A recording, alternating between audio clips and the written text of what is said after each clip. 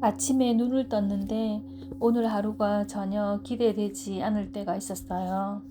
해야 할 일은 많고 만나야 할 사람도 있고 겉으로는 별 문제 없이 살아가는데 마음속에서 이런 질문들이 계속 떠올랐어요. 나는 왜 이렇게 살고 있을까? 앞으로도 계속 이렇게 살아야 할까? 내가 사는 이유는 무엇일까?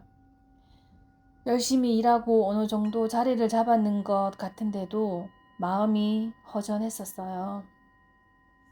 아이들을 키우고 가족을 돌보느라 오랜 시간을 보냈는데 아이들이 자라고 나서 정작 자신이 무엇을 좋아하는지도 모르는 사람들이 있어요. 직장을 그만두고 쉬는 동안 할 일이 사라지자 자신의 쓸모까지 사라져 버린 것처럼 느껴지기도 하죠. 우리는 왜 사는 걸까요? 삶의 의미는 어디에서 찾아야 할까요? 오늘은 삶의 이유를 잃어버린 것처럼 느껴질 때 바라보는 세 가지를 말씀드리려고 합니다. 첫째, 마음속에 오래 남아있는 것.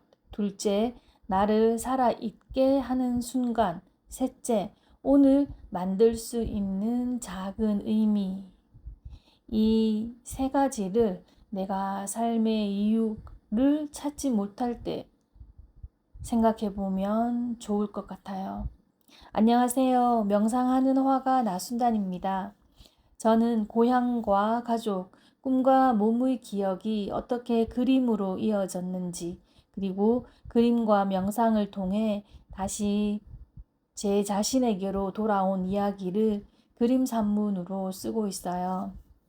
책은 9월 출간 예정입니다. 이 책의 앞부분에도 삶이 절망처럼 느껴졌던 시간과 39의 미술대학에 들어가 그림을 만나게 된 이야기로 시작합니다. 그림을 늦게 시작한 이야기를 하고 싶어서라기보다 무엇이 한 사람을 다시 살아가게 하는지 이야기하고 싶었습니다. 삶의 의미를 찾을 때 바라볼 첫 번째는 마음속에 오래 남아있는 것입니다. 그림을 볼 때 가슴이 뛰는 사람, 다른 사람의 글을 읽을 때 자신도 글을 쓰고 싶어지는 사람, 음악을 들으면 오래전 배우고 싶었던 악기가 떠오르는 사람도 있어요. 식물을 돌볼 때 마음이 편안해지고 음식을 만들어 누군가와 나눌 때 기쁨을 느끼는 사람도 있죠. 오랫동안 미뤘던 사라지지 않고 항상 떠오르는 순간순간 때때로 다시 기억나는 그런 일이 있다면 그 마음을 잠시 들여다보면 좋겠습니다.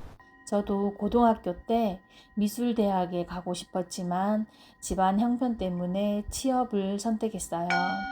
여러 직장을 거친 뒤에는 지하상가에서 손글씨와 폼공예 공예사업을 했습니다. 일하면서 틈틈이 미술학원도 다니고 나무에 그림 그리는 톨 페인팅도 하고 서예와 캘리그라피를 배우고 가르치면서 늘 붓을 가까이 두고 살았더라고요.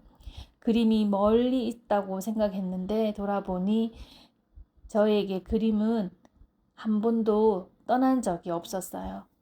해마다 새해 계획에도 미술대학 가기라고 써놓았습니다. 결국 39의 미술대학에 들어갔습니다.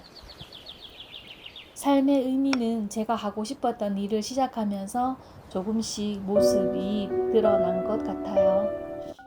두 번째, 나를 살아있게 하는 순간을 생각해 보는 것입니다. 왜 살아야 할까라는 질문은 너무 커서 답하기 조금 어려울 수도 있었어요.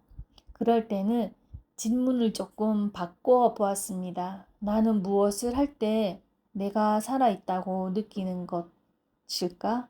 어떤 순간 시간이 가는 줄 모르고 몰입했는지, 그리고 힘들어도 다시 돌아가고 싶은 것은 무엇인지, 누군가와 마음을 나누는 시간일 수도 있고 혼자 걷는 시간일 수도 있습니다. 그림을 그리거나 글을 쓰는 순간, 흙을 만지고 꽃을 심는 순간, 가족을 위해 따뜻한 밥을 짓는 순간일 수도 있어요. 삶의 이유는 언제나 즐겁고 행복한 일에만 생기지 않습니다. 힘든 사람의 이야기를 들어준 뒤 내가 누군가에게 작은 도움이 되었다는 느낌이 들 때도 삶의 의미를 발견합니다. 반대로 아무리 많은 일을 하고 인정받아도 내 몸과 마음이 계속 메말라 간다면 지금 가는 방향을 한번 돌아볼 필요도 있었어요. 우리 몸은 마음보다 먼저 알아차릴 때가 있습니다. 어떤 일을 할 때는 몸이 무겁고 숨이 막히고 어떤 일을 할 때는 피곤해도 눈빛이 살아납니다. 삶의 의미를 찾고 싶다면 생각만 하지 말고 내 몸이 편안해지는 순간과 가슴이 조금 따뜻해지는 순간을 알아차려 보세요. 세 번째, 의미를 찾을 때까지 기다리지 말고 오늘 작은 의미를 만드는 것입니다.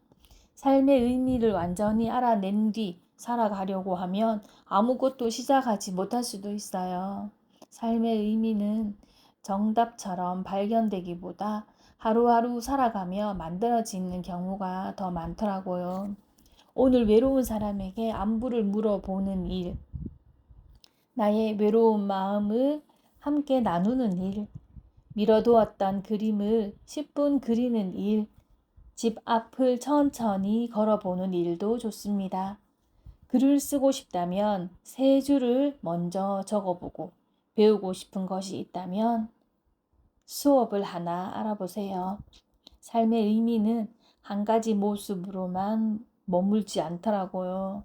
어떤 때는 가족이 삶의 이유가 되고 어떤 때는 일이 이유가 됩니다. 또 어떤 때는 나 자신을 다시 돌보는 일이 가장 중요한 이유가 되기도 했어요. 그러니 지금 삶의 의미를 찾고 싶다면 오늘 세 가지를 적어보세요. 내 마음속에 오래 남아있는 것은 무엇인지, 무엇을 할 때 조금 살아있는 것 같이 느껴지는지, 오늘 만들 수 있는 작은 의미는 무엇인지, 삶의 이유를 한 번에 찾지 못해도 괜찮습니다. 오늘 하루를 살아갈 작은 이유 하나면 충분합니다.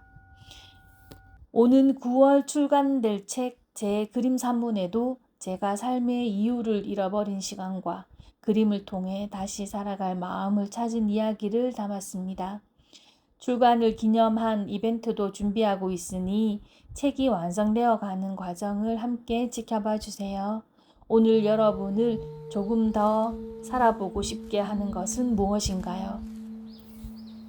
명상하는 화가 나순단이었습니다. 고맙습니다.